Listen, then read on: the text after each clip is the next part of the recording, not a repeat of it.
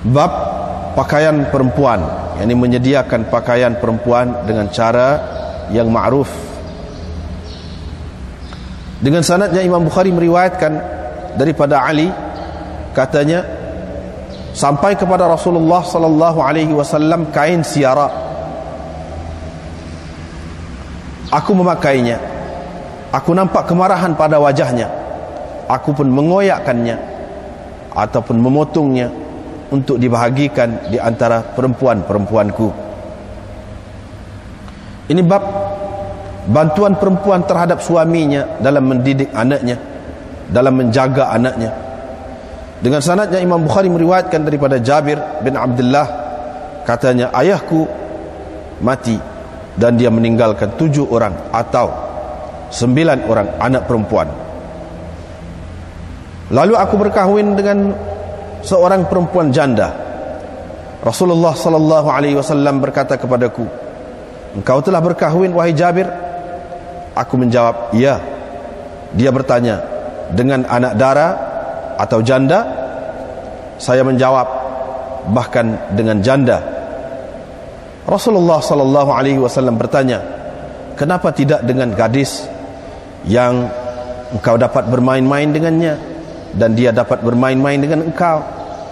Engkau dapat membuatnya ketawa dan dia dapat membuat engkau ketawa. Qala, kata Jabir, aku pun berkata kepadanya, sesungguhnya Abdullah mati. Dia meninggalkan beberapa orang anak perempuan. Saya tidak mahu membawa kepada mereka perempuan yang seumpama mereka. Kerana itulah saya berkahwin dengan seorang perempuan yang boleh menguruskan mereka dan memperbaiki keadaan mereka. Rasulullah sallallahu alaihi wasallam pun mendoakan dengan katanya, barakallah, semoga Allah memberkati yang engkau, ataupun dia berkata khairan, semoga baik. Bab nafaqatil mu'sir ala ahli. Ini bab perbelanjaan orang yang susah terhadap istrinya atau anak istrinya. Diriwayatkan daripada Abu Hurairah, katanya datang kepada Nabi sallallahu alaihi wasallam seorang lelaki. Dia berkata, binasa saya. Rasulullah sallallahu alaihi wasallam bertanya, kenapa? Dia berkata, saya telah bersetubuh dengan istri saya pada bulan Ramadan. Nabi sallallahu alaihi wasallam berkata, merdekakan seorang hamba. Dia berkata, saya tidak mempunyai hamba. Nabi sallallahu alaihi wasallam berkata, berpuasalah 2 bulan berturut-turut. Dia berkata, saya tidak mampu. Nabi sallallahu alaihi wasallam berkata, berilah makan kepada 60 orang miskin. Dia kata, saya tidak mempunyai, yakni saya tidak mempunyai makanan untuk diberikan kepada orang-orang miskin itu. Kemudian dibawakan kepada Nabi sallallahu alaihi wasallam satu karung yang berisi, ataupun satu bekas yang berisi tamar.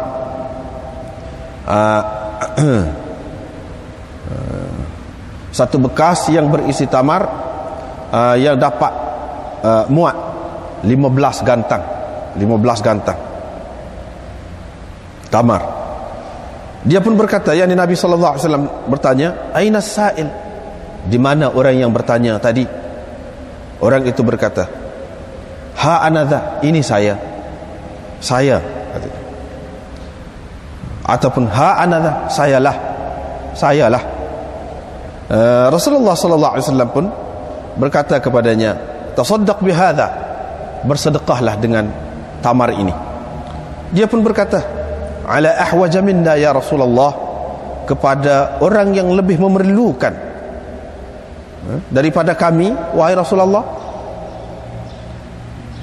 Demi Tuhan yang telah mengutuskan engkau dengan kebenaran, yakni membawa kebenaran, tidak ada seorang pun keluarga ataupun penghuni rumah di antara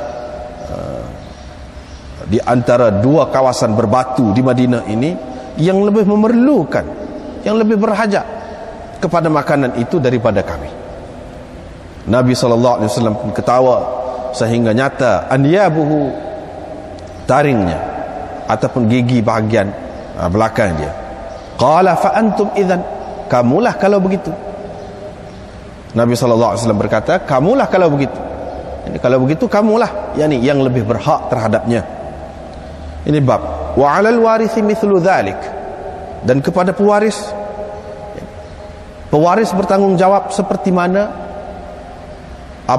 si mati itu ataupun si ayah bagi anak itu bertanggung jawab terhadap anaknya.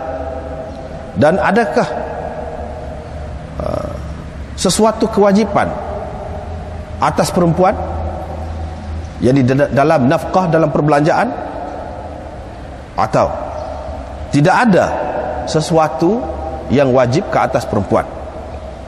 Wa daraballahu mathalan rajulain, Allah Subhanahu wa taala telah membuat perbandingan dua orang lelaki. Satu daripadanya ialah abkam, yang pekak, bisu, la yaqdiru ala syai', tidak mampu melakukan apa-apa. Wa huwa kallun ala maulah, bahkan dia menjadi bebanan kepada tuannya.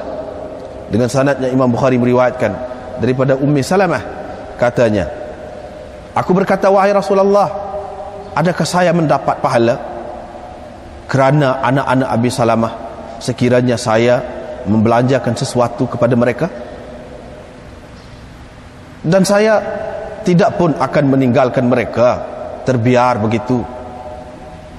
Lastu bitarikatihim hakadha wa hakadha, dan tidaklah saya pun tidak akan membiarkan mereka, tidak akan meninggalkan mereka terbiar begitu. Innamahum bani, mereka bukan orang lain, anak-anakku juga. Nabi SAW berkata, ya laki ajru ma anfaqti alaihim, engkau mendapat pahala daripada apa yang engkau belanjakan kepada mereka. Dengan sanadnya Imam Bukhari meriwayatkan daripada Aisyah, berkata Hindun, wahai Rasulullah, sesungguhnya Abu Sufyan ini adalah seorang yang cermat sangat, syahih, cermat sangat. Fahal alayya haraj, setengah-setengah itu dia mentafsirkan dengan makna kedekut. Kedekut makna cermat sangat, kita kata, nanti kita huraikan kemudian. Fahal alayya haraj, adakah menjadi kesalahan kepada saya kalau saya mengambil sebahagian daripada hartanya sekadar yang mencukupi untuk saya dan anak-anak saya? Nabi SAW menjawab, khudhi bil ma'ruf, ambillah dengan cara yang baik. Ini bab sabda Nabi SAW, sesiapa yang meninggalkan bebanan hutang fa ilayya, bebanan hutang ataupun dayaan, anak pinak, fa ilayya, itu terserah kepadaku. Dengan sanadnya Imam Bukhari meriwayatkan daripada Abi Hurairah bahwa Rasulullah SAW dibawakan seorang yang mati dalam keadaan mempunyai hutang, berhutang. Dia bertanya, yakni Nabi SAW bertanya, adakah dia meninggal yakni lebihan ataupun harta sesuatu untuk menyelesaikan hutangnya? Kalau diceritakan yakni kepada Nabi SAW bahawa dia ada meninggalkan wang ataupun harta yang mencukupi untuk membayar hutangnya, Nabi SAW pun menyembahyangkan jenazahnya. Kalau tidak, dia berkata kepada orang-orang Islam, sallu ala sahibikum, bersembahyanglah kamu ke atas jenazah sahabat kamu ini. Bila Allah telah membuka kepadanya kekayaan, bila Allah telah memberi kemenangan kepada Nabi SAW yang membawa kekayaan,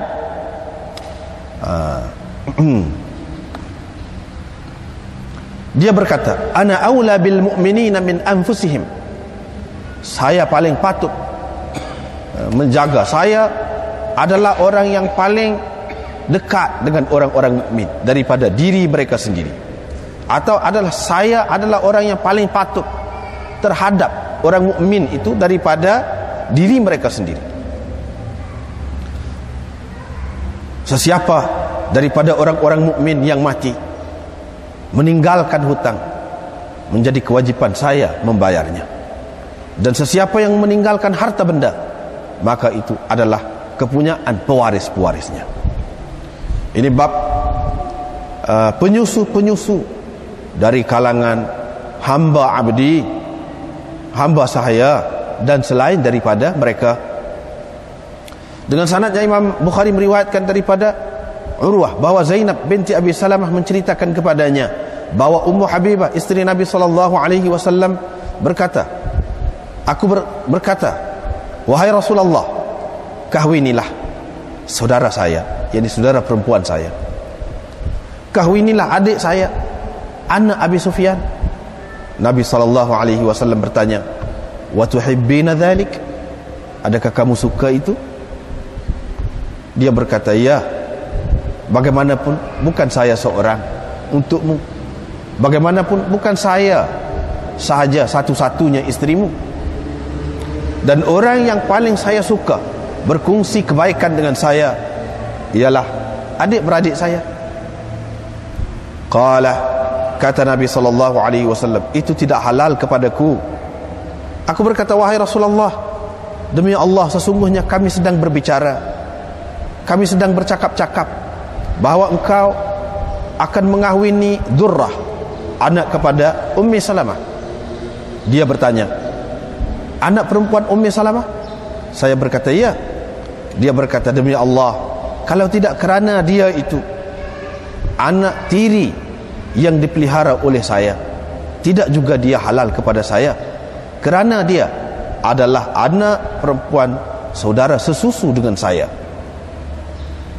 Thuwaibah telah menyusukan saya dan Abah Salamah, yakni ayahnya. Oleh itu, janganlah kamu kemukakan kepadaku anak-anak perempuan kamu dan saudara-saudara perempuan kamu. Berkata Syuaib daripada Zuhri, kata Urwah, Thuwaibah, Abu Lahab telah memerdekakannya. Baiklah, kita tengok semula bab kiswatil mar'ah bil ma'ruf.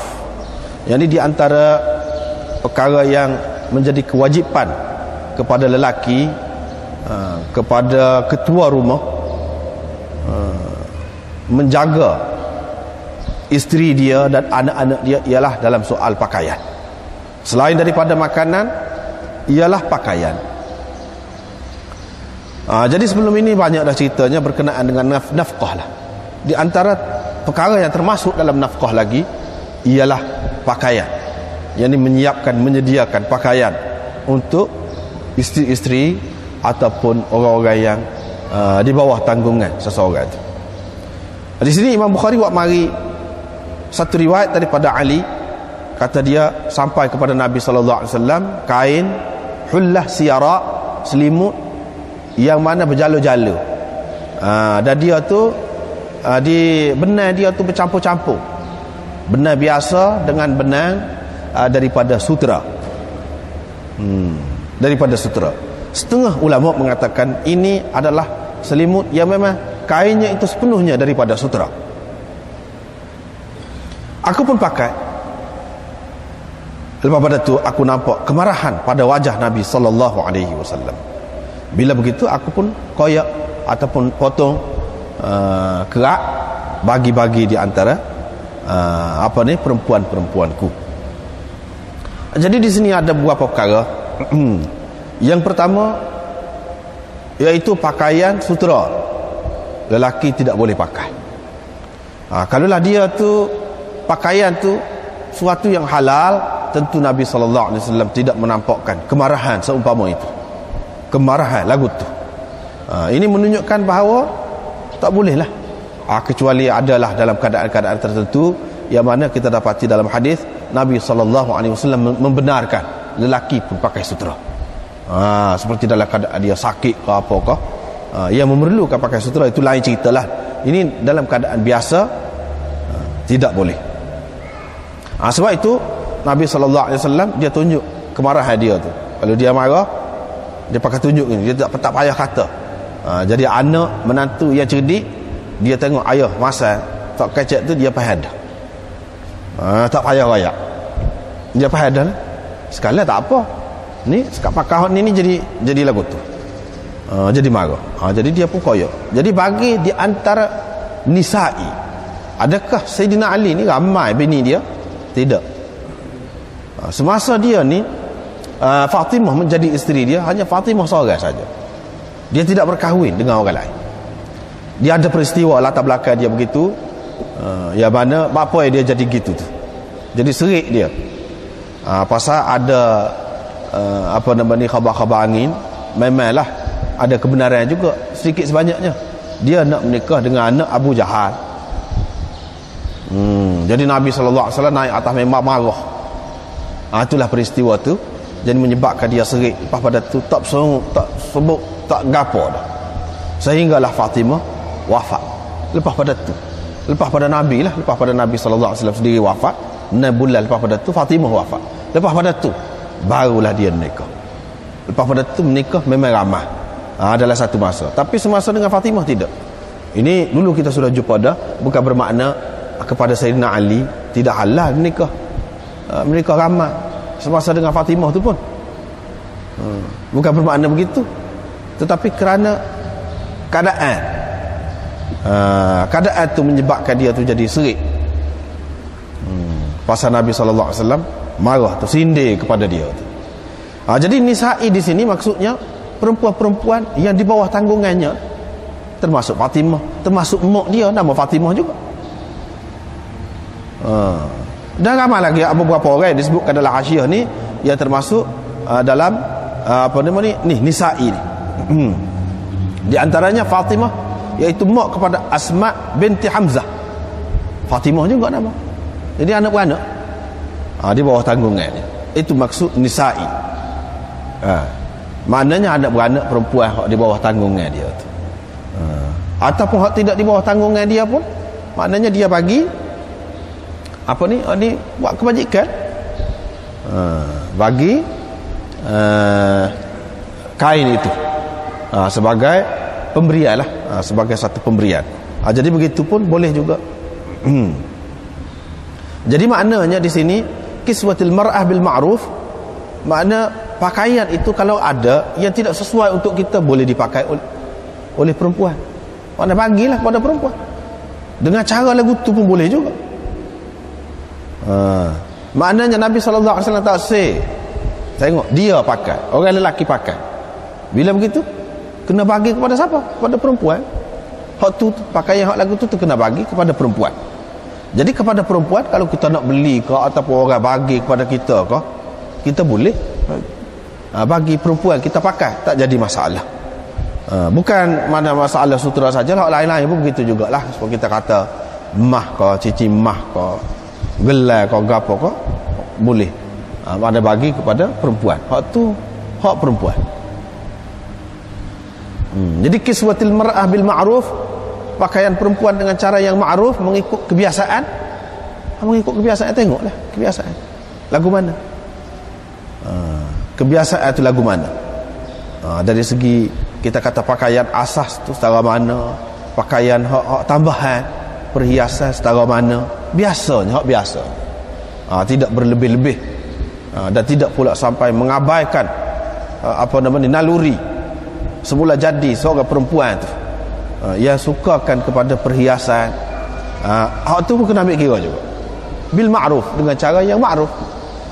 Misalnya perempuan suka gelar ke, kita kena ada juga usaha tu, kadar kita lah, kadar masing-masing.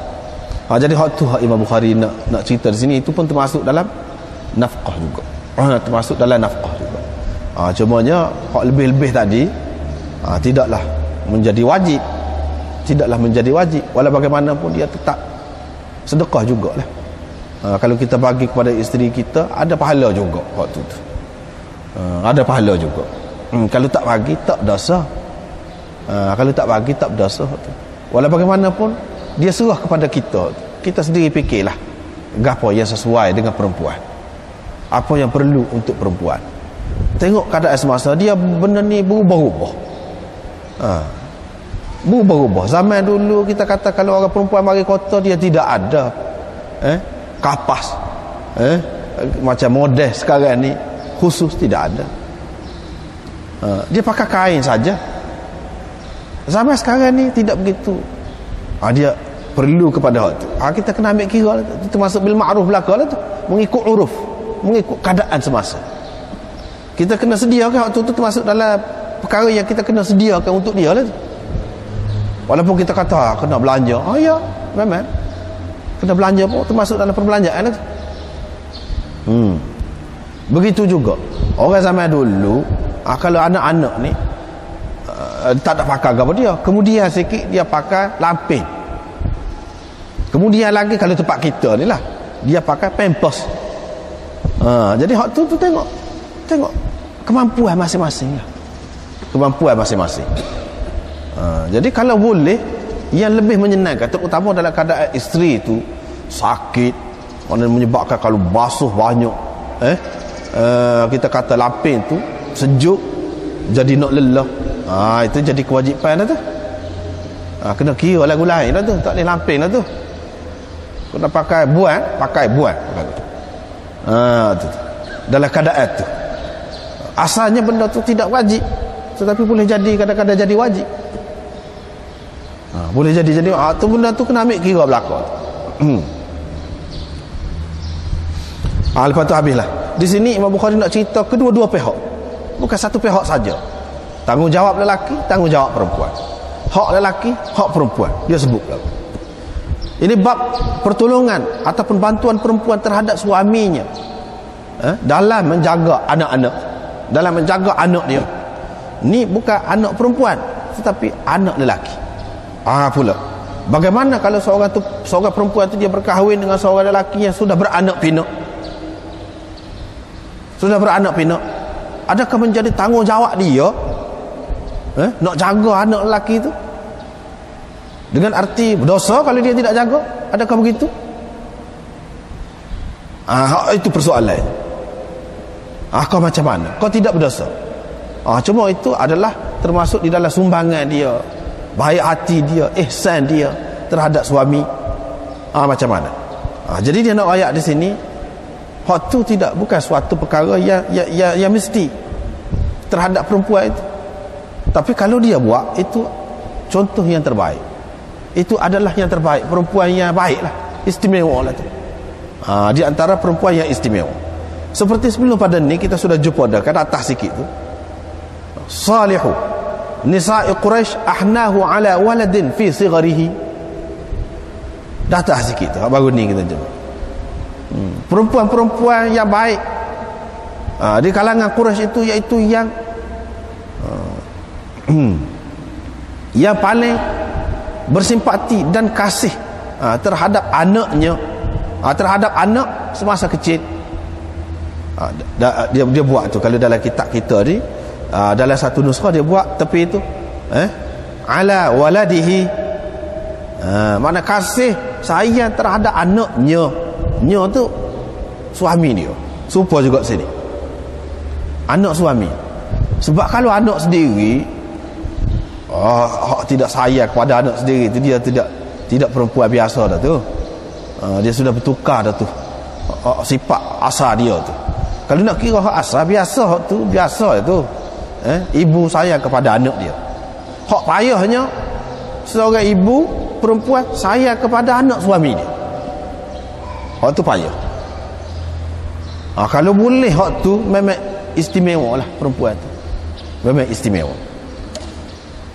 Perempuan itu istimewa. Lepas pada tu dia kata anak suami dia, bukan anak dia pada masa kecil. Dulu. Sebab kalau besar, besar banyak harapan lah. Dia kerja dia gitu-gini boleh tu. Kalau kecil ni tak tahu lagu mana lagi.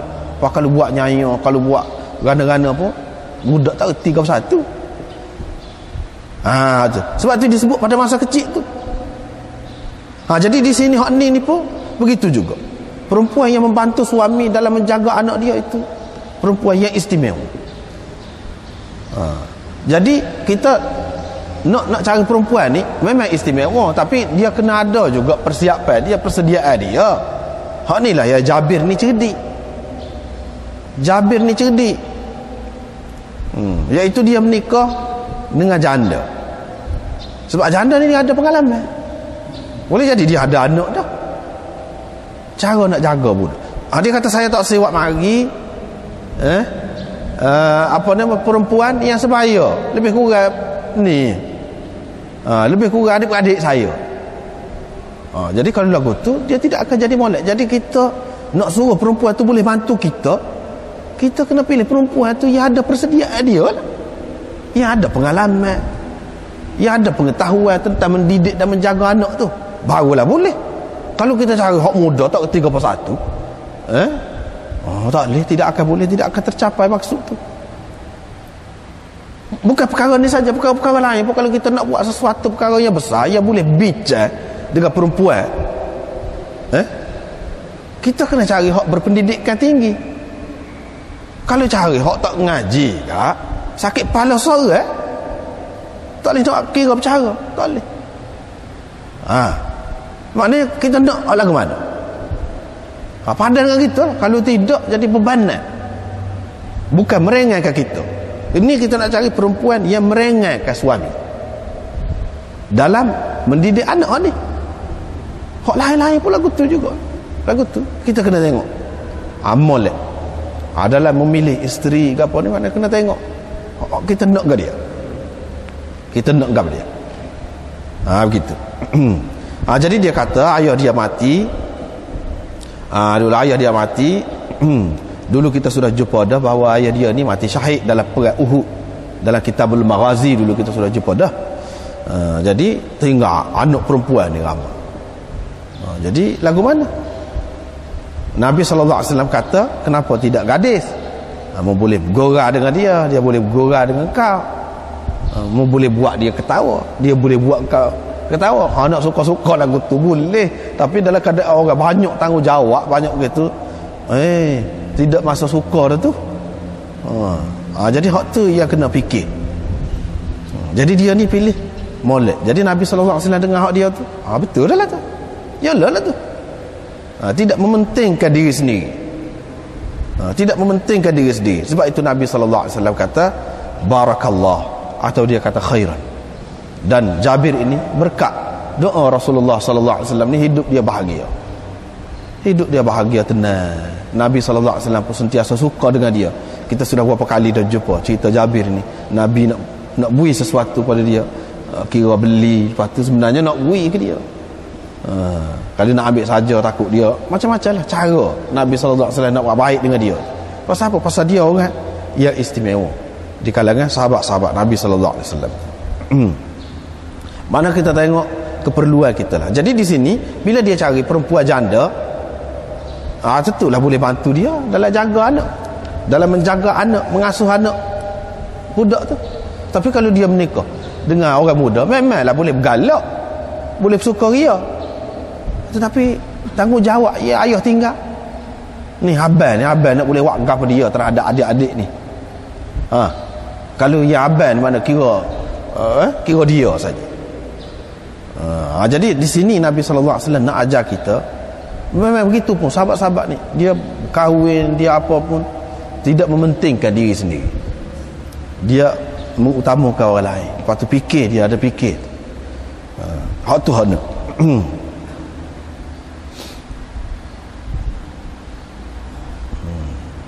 Ini bab perbelanjaan orang susah terhadap ahli keluarga dia. Jadi orang susah, jadi apakah orang ni kalau susah, kalau sesak, tidak wajib dah nafkah atas dia terhadap bini dia, anak bini dia? Lagu tu ke? Tak. Susah cara susah, tapi kewajipan dia tu beri nafkah kepada anak bini dia. Memang kewajipan dia, dia kena beri, dia kena fikir anak bini dia. Memang kewajipan dia. Susah cara susah. Buktinya Imam Bukhari buat mari hadis ni. Hadis ni sudah berapa kali dah kita jumpa. Orang tu kata saya sudah binasa, kata dia.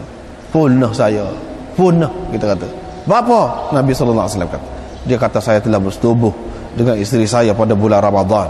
Nabi pun kata gini seperti yang kita baca tadi. Lepas tu akhir sekali boleh buah tamar tu sekian banyak. Bila begitu Nabi SAW pun suruh dia beri sedekah. Dia kata nak beri kepada siapa? Kepada orang yang lebih miskin, sesak daripada saya. Tak ada dah sini orang yang lebih sesak pada saya. Jadi Nabi SAW pun nak suka. Jadi lucu, kalau lagu tu kamu lah yang lebih berhak. Maknanya ini masalah kafarah ni, masalah Kiparak membatalkan puasa dengan jimuk pada bulan Ramadan. Begini cara dia je. Makna kalau sekiranya perbelanjaan terhadap isteri ni, anak bini ni tidak wajib atas orang susah, mesti Nabi SAW kata tetap tak boleh, mana mu kena beri ke orang lain, mu tak boleh. Ni Imam Bukhari nak ayatnya dalam keadaan dia susah ni, Nabi SAW suruh utamakan dia.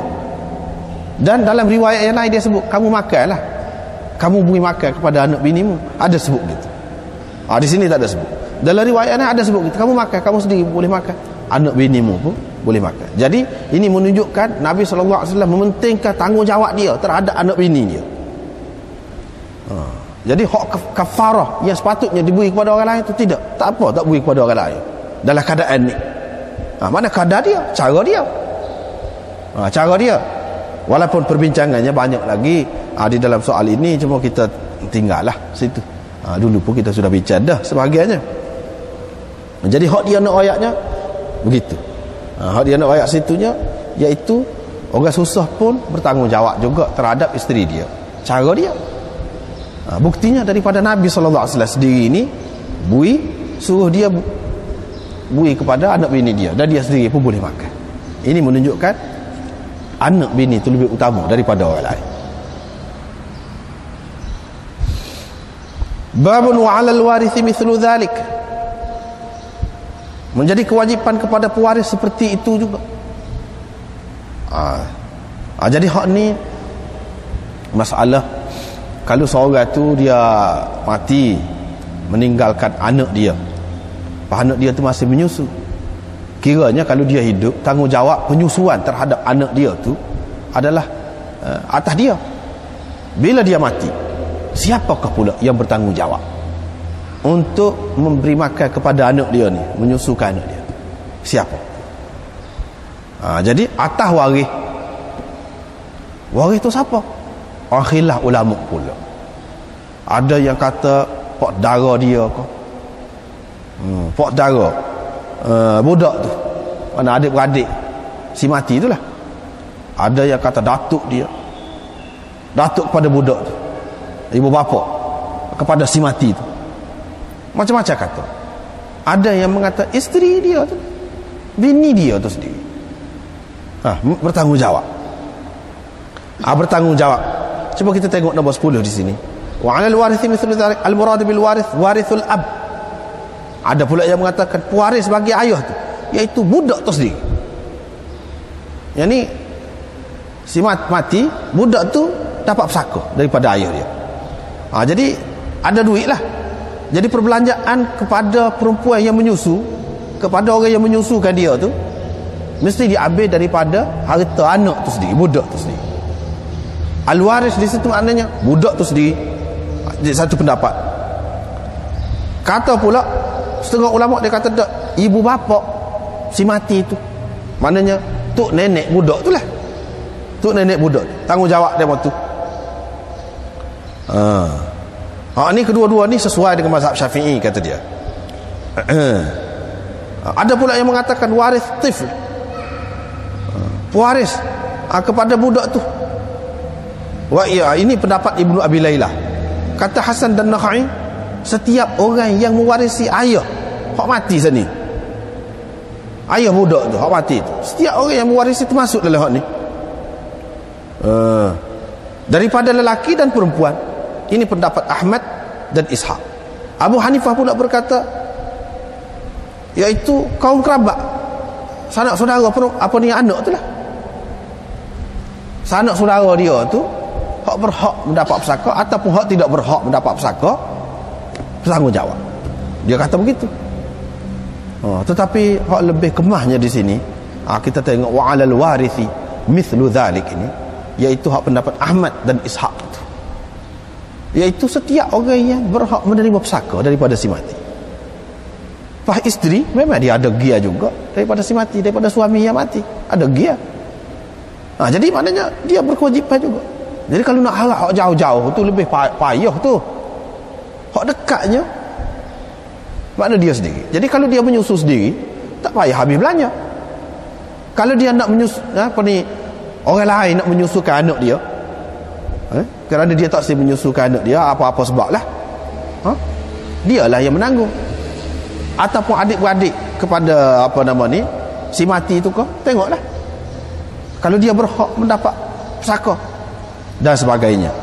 Jadi itu maksud wa 'alal warithi mithlu dzalika, yang serupa dengan hak wajib atas si mati itu, anak si ayah tu.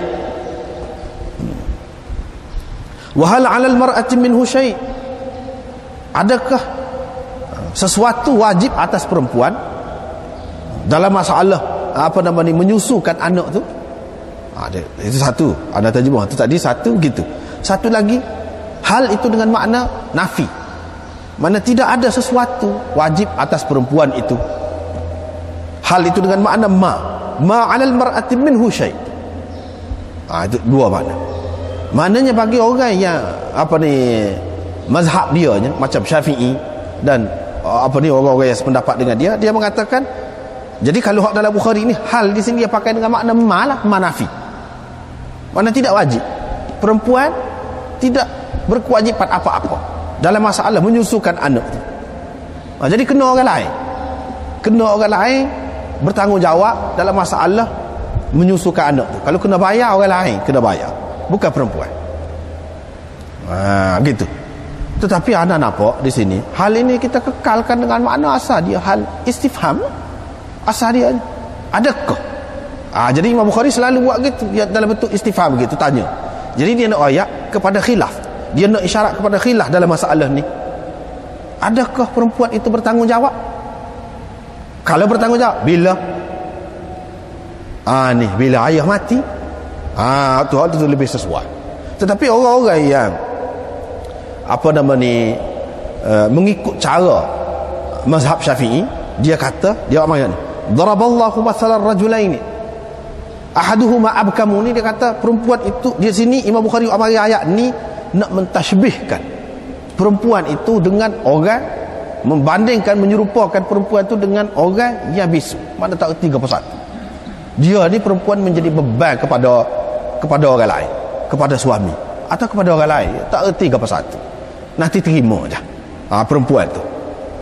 Seperti mana hamba yang bisu yang tak erti apa satu menjadi beban, tua dia tidak mendapat hasil apa-apa daripada dia. Nak suruh apa satu nak kerja apa pun tak boleh, menjadi beban ada kepada tua dia. Dia kata di sini maksudnya Imam Bukhari nak bagi kot tu, tetapi anda tidak nampak gitu. Imam Bukhari tidak nak ayat gitu di sini. Tengok, nanti kita tengok hadis ni. Jadi dia amari di sini dua hadis. Yang pertama, hadis Ummi Salamah. Dia kata, adakah aku boleh pahala kerana aku ni belanja terhadap anak-anak Abu Salamah? Kok mana-mana pun aku tidak akan lek mereka itu begitu saja dalam keadaan kelaparan kok. Bui juga. Aku mana-mana. Nabi kata, iya. Engkau dapat pahala apa yang kau belanjakan kepada mereka itu. Jadi maknanya di sini, orang-orang yang mengatakan perempuan itu tidak wajib dalam masalah penjagaan anak tu, terutamanya dalam masalah penyusuan anak tu, hak sini dalam bab ni. Wa 'alal warithi mithlu dzalik, ni berkait dengan masalah penyusuan anak. Jadi orang yang mengatakan tidak wajib atas perempuan tu, dia pegang hak ni lah. Sebab apa? Nabi SAW tidak kata, memang bukan masalah boleh pahala, memang tanggungjawab kamu kena jaga anak suami kamu tu bila dia mati. Nabi tak kata begitu, menunjukkan bahawa perempuan itu tidak bertanggungjawab. Mana kena orang lain, waris dia tersebut dalam ayat tadi, maksudnya orang-orang lain, bukan atas perempuan. Dia bagi situ.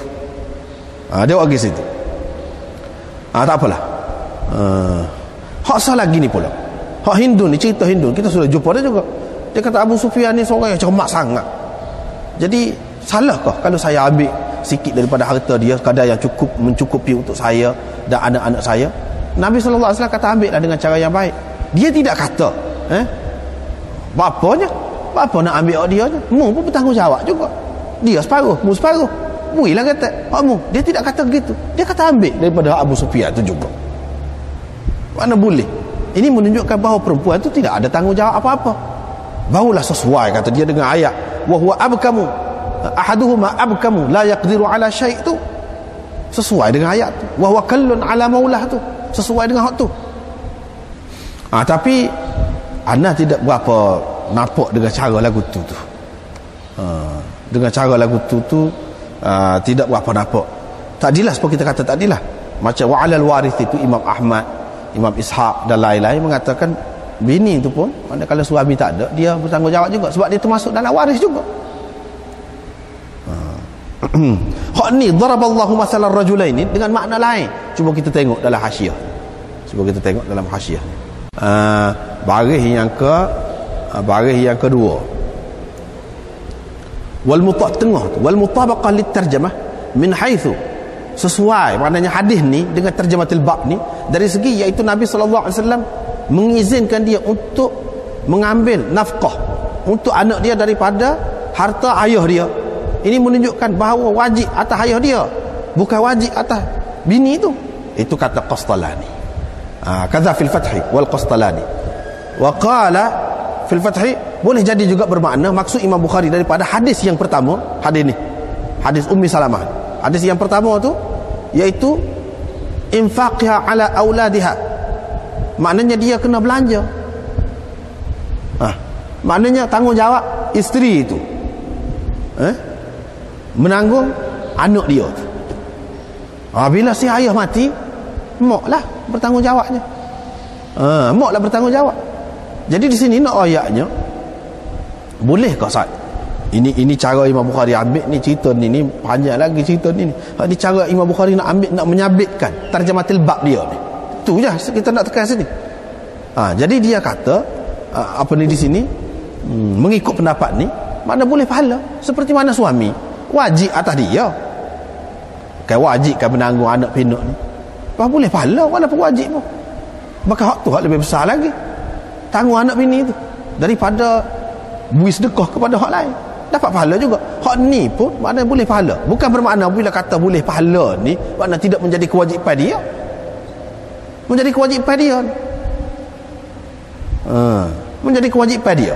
Jadi dia duduk ingat kau lastu bitarikatihim hakadha wa hakadha. Aku ya tak iya pun aku tidak akan lak mereka itu begitu saja. Mana aku akan tanggung juga sekadar yang mampu tu. Jadi maknanya hak tu dia berasa tanggungjawab dia. Hak selebih daripada tu kalau nak belanja nak apa boleh pahala kau. Itu dia keliru tu. Seperti mana sahabat lelaki keliru maknanya kita belanja kepada anak bini kita ni boleh pahala kau. Dia keliru. Dia tidak faham bahawa hak tu pun boleh pahala. Dan tidak makna apabila kata boleh pahala ni makna hak tu tidak wajib atas dia. Inilah hak Hafiz Ibn Hajar kata tu maknanya Ummi Salamah fi infaqiha ala auladiha. Juzuk yang pertama daripada terjemah wa huwa anna warithal ab. Ni juzuk yang pertama daripada terjemah ni mana? Wa 'alal warithi mithlu dhalik. Juzuk yang pertama. Juzuk yang kedua wa hal 'alal mar'ati minhu syai'. Dua. Yang ketiga wa daraballahu mathalan rajulain sampai kepada akhir ayat tu. Itu 3 juzuk dalam terjematul bab itu. Jadi Imam Bukhari menyabitkan juzuk yang pertama daripada terjematul bab itu dengan hadis yang pertama ni, hadis Ummu Salamah ni. Maknanya dah Ummu Salamah ni dia bini kepada Abu Salamah. Jadi dia tu waris. Bila waris berkewajipanlah dia untuk jaga anak ni berdasarkan ayat tadi wa 'alal warithi mithlu dhalik. Itu kewajipan kamu dah. Tapi walaupun kamu melaksanakan kewajipan kamu tetap boleh pahala. Bukan kata kewajipan ni kosong daripada pahala. Tidak. Aku tu lebih sedap gitu. Bukan makna perempuan tu lepas tidak bertanggungjawab. Tidak. Makna perempuan tu bertanggungjawab juga. Itu yang pertama. Sebab tu dia kata maksud terjemah ni iaitu an-nawarithal ab, pewaris bagi ayah kal seperti mak mesti memberi nafkah kepada anak tu. Jadi bila ayah tak ada, mak lah. Sebab apa? Mak pun itu sebab ada bahagian pesaka dia tu daripada suami dia. Faedahnya apa? Untuk ni di antaranya untuk jaga anak gapo ni. Bukan saja boleh pesaka tu. Begitu juga orang-orang lain yang boleh pesaka. Bukan saja pun itu. Mana nak suruh fikirlah anak kawan ni hak mati. Begitu. Jadi bertanggungjawab. Satu. Yang kedua wa minal hadis ats-tsani daripada hadis yang kedua yakni hadis Hindun ni. Imam Bukhari nak menyabitkan juzuk yang kedua. Juzuk yang kedua. wa huwa an laisa 'ala al-mar'ati syai'un 'inda wujudil ab. Maknanya perempuan tidak berkewajipan apa-apa pada ketika ada ayah. Wa laisa fihi ta'arrudun lima ba'dal mautil ab. Di sini tidak menyentuh soal bila ayah tu mati. Bila ayah mati jadi berkewajipan. Begitu. Hak kata itu sebab Imam Bukhari kata, adakah perempuan itu berkewajipan terhadap anak tadi? Dia tidak nak menyentuh di sini soal kalau ayah tu masih ada. Kalau ayah masih ada memanglah tidak berkewajipan. Tapi bila ayah tak ada, dia jadi berkewajipan berdasarkan wa 'alal warithi mithlu dzalik. Mana Imam Bukhari seperti Imam Ahmad, seperti Imam Ishaq itu. Jadi dengan sebab tu anak nampak kalau mazhab ni dia lebih nampak peranan wanita tu. Peranan wanita tu, perempuan tu ada, tidak kata perempuan menunggu saja. Lepas tu mari ayat ni itu dia faham, ulama tu faham lagu tadi. Orang perempuan ni sepoh hak bisu. Memang sungguh pun ada sungguh hak lagu tu. Hak tak kerti ke satu. Tetapi kita tidak nak lagu tu dalam masyarakat. Itu pentafsiran dia. Tidak semestinya pentafsiran itu betul secara mutlak. Kita nak perempuan pun bertanggungjawab juga. Perempuan pun berperanan juga. Jangan perempuan ni hanya tahu menerima saja. Kalau mengikut dia, sebab benda ni ada perhati mengikut pengamatan anak, kesan mazhab ni dia ada kesan kepada masyarakat. Memang ada kesan. Kesan dari segi cermat tidak cermat, kesan dari segi maju mundur. Hak tu benda, sebab tu kita kena terbuka. Kalau kita tertutup, kadang-kadang dia jadi mundur, kadang-kadang jadi susah, kadang-kadang jadi cermat telajak sehingga jadi was-was. Kadang-kadang kalau kita kemah sangat dengan sesuatu mazhab tu, cermat sangat, itu sebab kerana kita kena tengok molek, perlu sangatlah mengaji hadis ni, perlu sangat. Jadi dia kata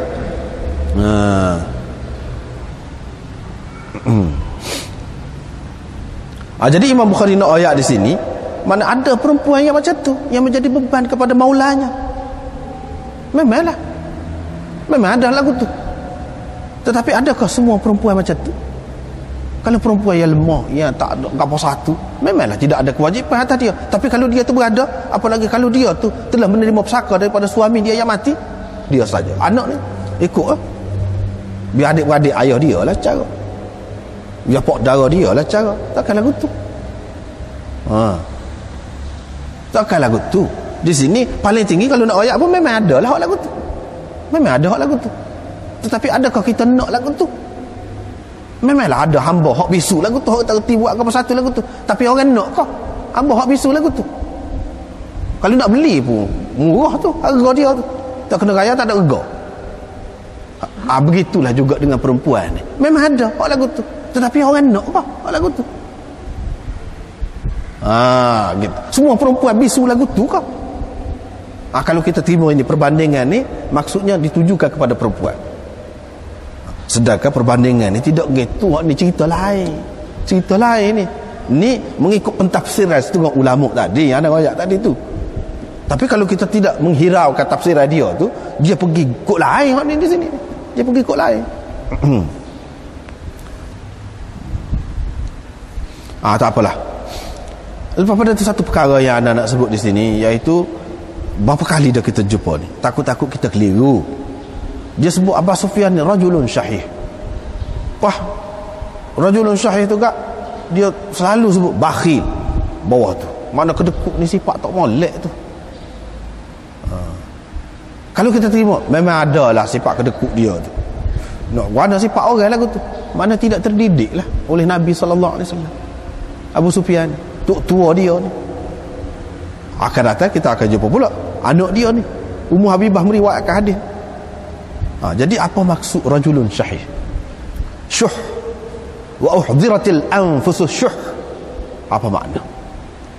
Syuh itu dia lebih luas lagi makna dia daripada bukhl. Bukhl kalau kata bakhil maknanya alah kau tak molek, kedekut tak molek. Tapi kalau syuh lebih luas lagi makna dia. Mana sekali tengok kedekut, sekali kita tengok macam cermat sangat, dia berkira. Berkira tu pasal apa? Pasal susah. Orang susah dia berkira lah. Nak tubik seria pun 50 sen pun sama. Berkira. Pasal apa? Dalam keadaan susah. Itu makna. Sebab tu anak lebih suka terjemah di sini seorang yang cermat sangat. Seorang yang sangat cermat. Lebih sesuai begitu. Di sini juga menunjukkan cerita ni belaka ni, cerita di Madinah ni. Cerita di Madinah. Cerita di Madinah. Dalam riwayat lain kita sudah jumpa dalam kitab nikah dulu. Ada perempuan tu mengadu hak kepada Nabi sallallahu alaihi wasallam, royak orang nak menikah dengan dia. Di antaranya yang melamar dia tu Abu Sufyan. Nabi kata Abu Sufyan ni sesat. Sesat. Jadi kalaulah di sini ya bini dengan anak bini dia cermat pasal dia sesat, susah. Abu Sufyan ni siapa? Kepala kafir Quraisy semasa di Mekah. Bangsawan. Kaya lah. Kalau tidak dia tak boleh jadi ketua. Di kalangan dia mesti kena kaya. Yang kedua, hak ni kita nak menyangkal. Orang yang selalu duduk sebut dalam sirah kau, dalam sejarah kau, duduk sebut Abu Sufyan ni Islam dia bila? Min muslimi fathi Makkah. Di antara orang yang Islam bila pembukaan Mekah, bila Nabi sallallahu alaihi wasallam takluk Mekah. Maknanya dia Islam tu dengan secara terpaksa. Kerana tak boleh pergi dah. Maknanya bagi orang-orang yang ada penyakit dalam hati dia boleh guna, ambil kesempatan tu. Maknanya boleh jadi Abu Sufyan ni masuk Islam ni kerana tak boleh pergi dah. Boleh kau Islam lakon dah. Nak lawan lagi, mengancam nyawa dia, baik tak salah lawan. Jadi Islam dia tu boleh jadi tidak ikhlas. Orang-orang yang ada penyakit dalam hati dia boleh jadi ambil kesempatan di situ. Bagi Hana, kalau kita tengok hadis-hadis ni, ni cerita di Madinah belaka. Bila di Madinah, maknanya dia ni berhijrah sebelum daripada Fatih Makkah. Dia Islam sebelum daripada Fatih Makkah. Sebab kalau Fatih Makkah, Nabi sudah kata dah, la hijrata ba'dal fathi. Tidak ada hijrah dah selepas daripada pembukaan Mekah. Sebab itu Nabi SAW tak beri orang yang masuk Islam lepas pada pembukaan Mekah tu, dia tak beri pergi Madinah. Tak beri. Suruh duduk Mekah. Tetapi Abu Sufyan ni jelas duduk di Madinah. Jadi orang kaya, bangsawan. Maknanya dia telah meninggalkan harta benda dia. Tinggal, korbankan hak tu. Seperti mana sahabat-sahabat lain telah meninggalkan Mekah dengan meninggalkan harta benda dia. Pergi duduk apa kedana, sesak. Duduk di Madinah. Nak bina hidup baru semula. Tetapi puak-puak musuh Islam ni, dia benci kepada Muawiyah. Sebenarnya, pasal Muawiyah telah mengembalikan orang Islam ni bersatu padu. Muawiyah telah mengembalikan keagungan Islam di zaman dia. Jadi nama ni tak kena. Cara dia nak buruknya, dia bukan buruk Muawiyah saja, pakai ayah dia. Jadi makna ayah dia ni pun orang tak boleh. Sedangkan kalau kita tengok dalam hadis-hadis Bukhari ni banyak, semuanya menunjukkan ini cerita di Madinah. Cerita di Madinah ni. Perempuan tu tanya Nabi SAW, ada orang melamar dia di Madinah juga. Hak ni pun di Madinah juga dengan Hindu. Bukan di Mekah. Jadi ini semua menunjukkan dia ni bukan Islam pada Fatih Makkah, tetapi Islam sebelum itu lagi. Itu alasan kita Islam sebelum pada itu. Bahkan dia ni orang Islam yang kuat sehingga mengorbankan harta benda dia, tinggal di belakang, bawa diri pergi ke Madinah, bina hidup baru sehingga jadi cermat sangat, jadi kedekut. Nabi SAW kata dia tu tak ada harta, susah, sesak. Royak selalu hak betina tu, royak ni ada orang melamar dia, hak ni sesak kata dia. Hak tu semua cerita Madinah. Jadi kalau kita faham situ, kita tahulah betapa musuh-musuh Islam ni yang masuk menyelit dalam sejarah, dalam sirah ni, dia bubuh benda-benda lagu ni untuk menjatuhkan, merendahkan martabat sahabat-sahabat ni. Orang hak Islam sebelum pada Fatih Makkah, sebab dalam Quran ayat beza tu, darjat dia tu beza. Jadi dia kurang. Padahal Abu Sufyan ni kemudiannya seorang yang buta mata dia kerana Islam, pergi perang. Tak sekira lah ketika dia kafir tu buta mata sebelah, lepas tu dia berjual lagi, buta sebelah lagi, kedua-dua mata dia buta. Dan dia pesan kepada anak dia, tebus tebus kelewatan kita dan kecuaian kita di dalam membela Islam, sehingga kita lewat masuk berbanding dengan orang lain masuk Islam. Dia suruh tebus. Sebab itulah anak dia Yazid abang kepada Muawiyah tu, dia menjadi gubernur di zaman Sayyidina Abu Bakar lagi. Nabi SAW pun percaya kepada dia. Di zaman Sayyidina Umar pun begitu juga. Lepas pada tu Muawiyah pula. Demo ni buat kerja besar. Pasal apa? Ingat kepada pesanan ayah dulu.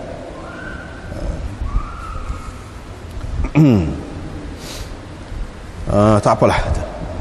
Ini bab sabda Nabi SAW, sesiapa yang meninggalkan hutang ataupun tanggungan,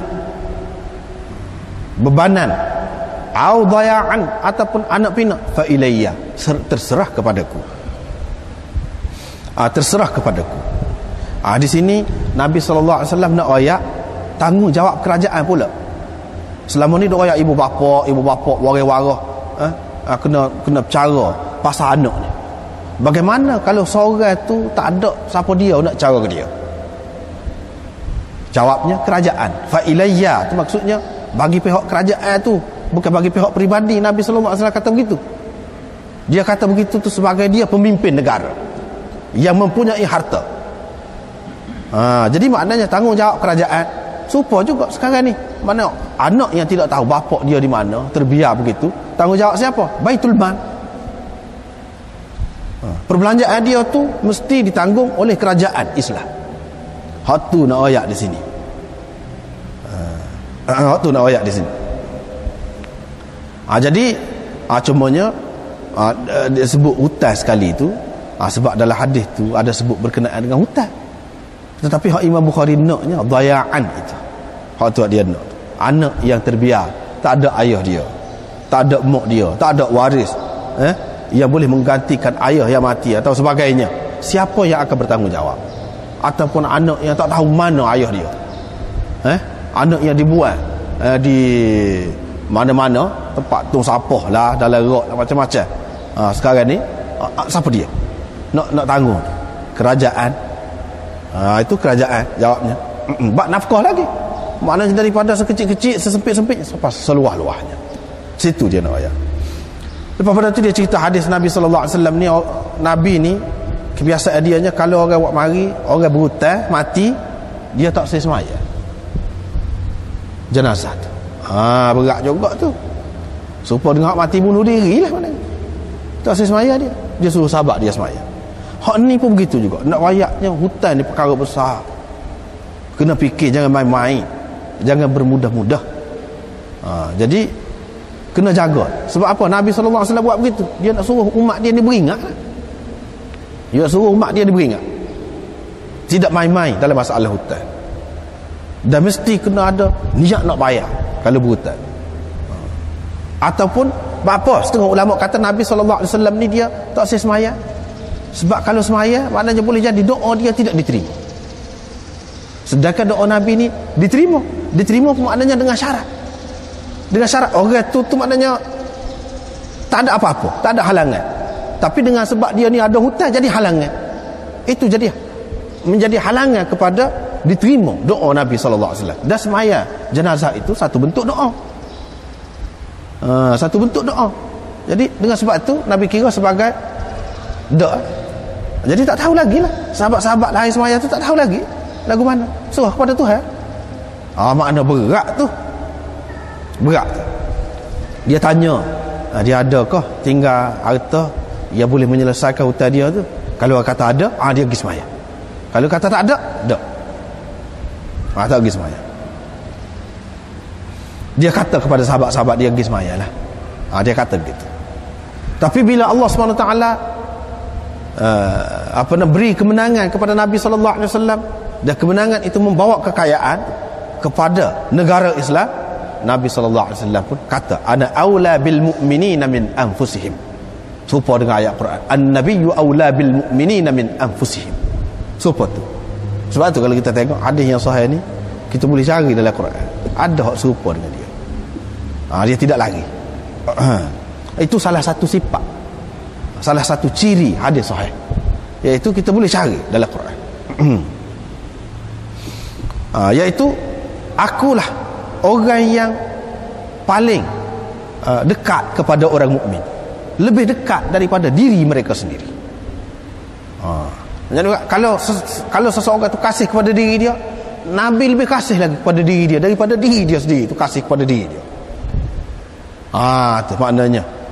Begitulah juga dalam perkara lain Nabi ambil berat.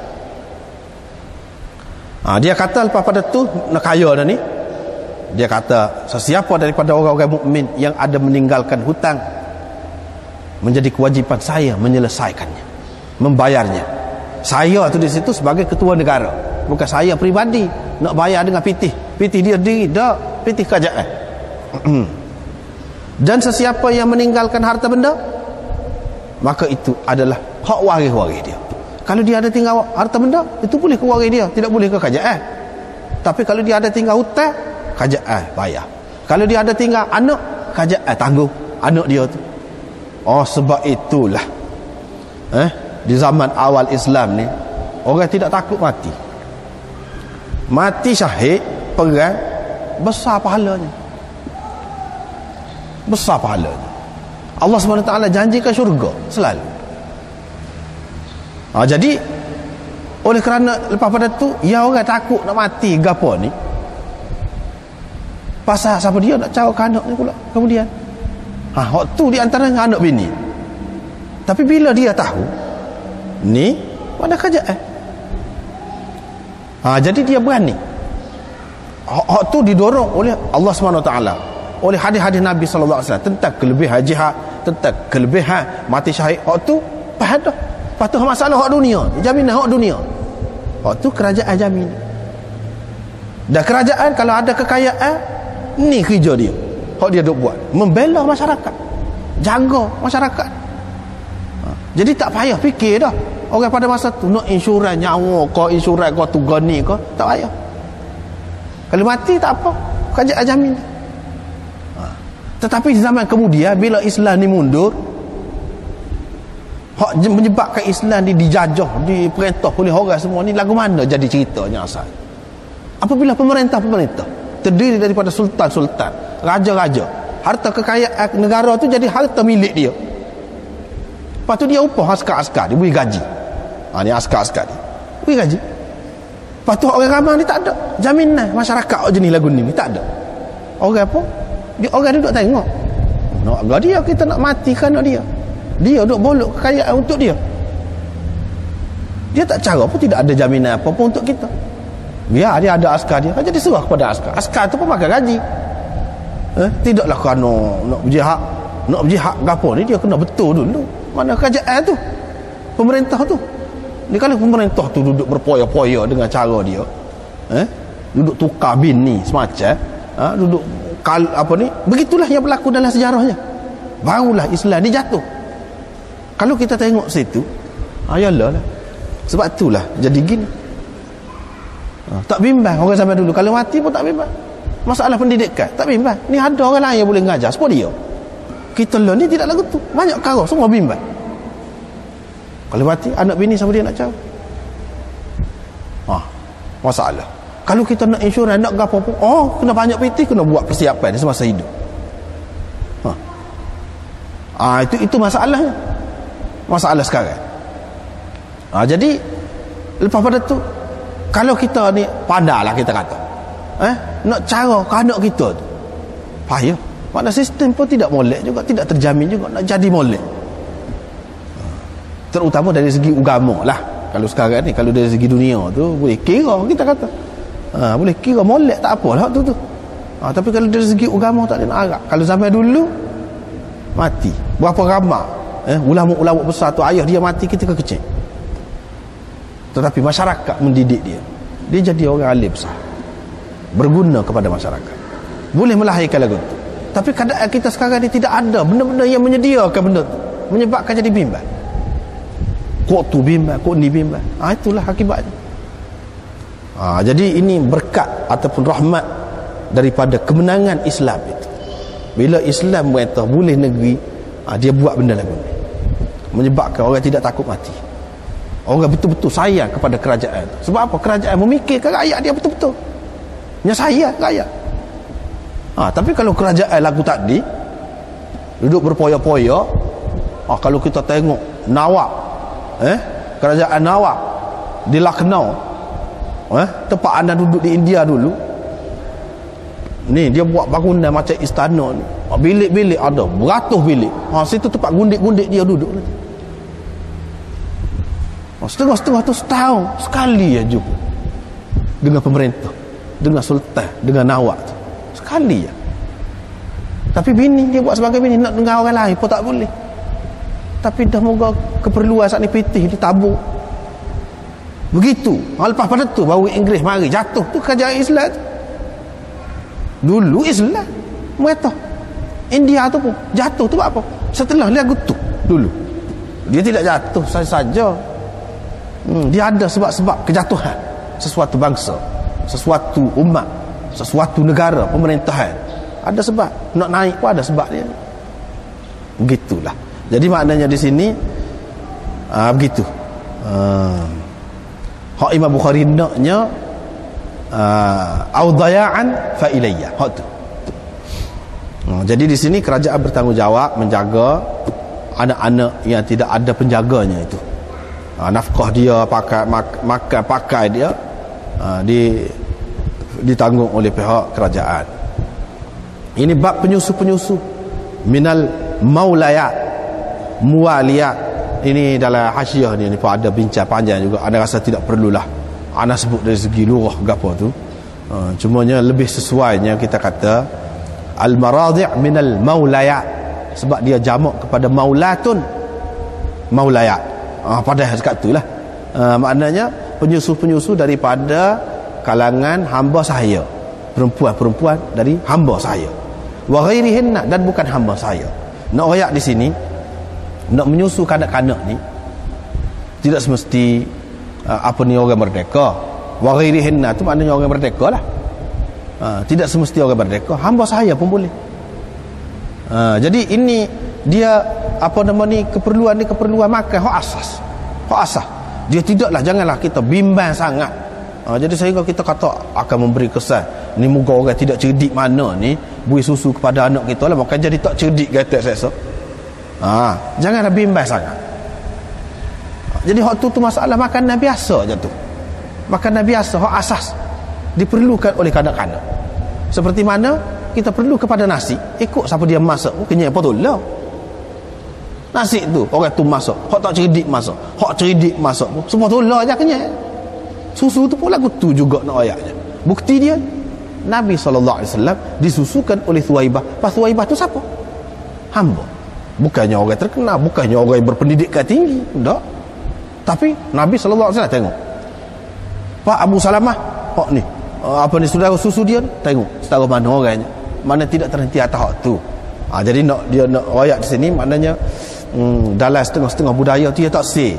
Mana kalau hamba saya orang yang tidak berpendidikan dia tak boleh menyusu, kerana anggapan dia memberi kesan, itu tidak betul. Nak ayat tak betul. Hak tu sepa nasi lah. Kalau orang jahil masak pun kenyang apa tu lah. Hak alim masak pun setara tu dia juga kenyang. Lagu tu je. Lepas pada tu banyak lagi perkembangan dia tu, dalam proses perkembangan nak sampai ke tua, nak sampai ke muda tu, budak tu banyak lagi. Nak duduk dengan ayah dia, dengan mak dia, nak makan minum dengan mak dia, dengan ayah dia, banyak lagi masa. Jangan, bukan hak tu menentukan segala-galanya, tidak begitu. Itu hak dia nak. Jadi lepas pada tu cerita hak ni kita sudah jumpa dah dalam kitab nikah dulu. Maknanya wa an tajma'u bainal ukhtain illa ma qad salaf. Tak boleh mana menikah dengan adik-beradik, perempuan tu dua beradik, tak boleh. Hak ni tak boleh lah. Dan moga Ummu Habibah tu menikah dengan Nabi SAW dah kan? Macam mana nak menikah seorang lagi adik dia, Azzah, yang bernama Azzah, tak boleh lah. Ayat Quran pun begitu juga. Serupa. Jadi makna tak boleh menikah. Tajma'u, himpunkan dalam satu masa. Lepas tu kalau mati, tu lain cerita. Hak ni dalam satu masa. Lepas pada tu masalah menikah dengan anak tiri juga tak boleh di sini. Kalau tidak sabit dia tu anak tiri aku, mana anak tiri pun tak boleh juga. Yang keduanya, dia tu anak kepada adik-beradik susu dengan aku. Tu pun menyebabkan jadi haram juga. Tak boleh juga menikah. Jadi dua sebab lah terkumpul pada Durrah ni. Durrah binti Ummi Salamah. Dua sebab. Satu kata dia tu anak tiri. Warabaibukumul lati fi hujurikum. Hak tu dalam ayat tu. Serupalah ni. Maknanya anak tiri. Tak boleh. Dan yang keduanya hak susu. Adik-beradik susu hak berkait dengan dia, anak dia tak boleh. Tak boleh menikah. Begitu. Itu beberapa perkara. Lepas pada tu di sini disebutkan Abu Lahab telah memerdekakan Suwaibah. Abu Lahab telah memerdekakan Suwaibah. Makna Suwaibah itu maknanya dia hamba lah. Semasa dia menyusukan Nabi SAW itu dia hamba. Tu ini ayatnya sini. Ada pun puak-puak dia suka buat maulud ke apa, majlis maulud ke apa, dia ambil hak ni je. Dia kata setara Abu Lahab tu, dia kata mereka Suwaibah tu jadi dia tu direngai ke azab dia dalam neraka. Apa kita orang Islam ni takkanlah tak ada kesan, tak ada faedah. Jadi nak kiyah padahalnya Abu Lahab tu tabbat yada abi lahabin watab, sampai bila-bila orang duk baca terang dah dia tu ahli neraka. Tak cara lah tak rengai apa. Nah, pak kita tak boleh nak pakai hak dia. Tak nak pakai hak dia. Pas sahabat-sahabat lain ada kepikir sepuluh kita fikir lagu sat ni. Dah Abu Lahab buat lagu tu, dah ada hadis, dia tahu. Hadis Nabi sallallahu alaihi wasallam kaya kata Abu Lahab ni jadi rengai. Lepas tu dia buat. Tu Abu Lahab. Tak ada seorang apa buat. Menunjukkan dia tidak faham lagu tu. Hak faham lagu tu kita saja.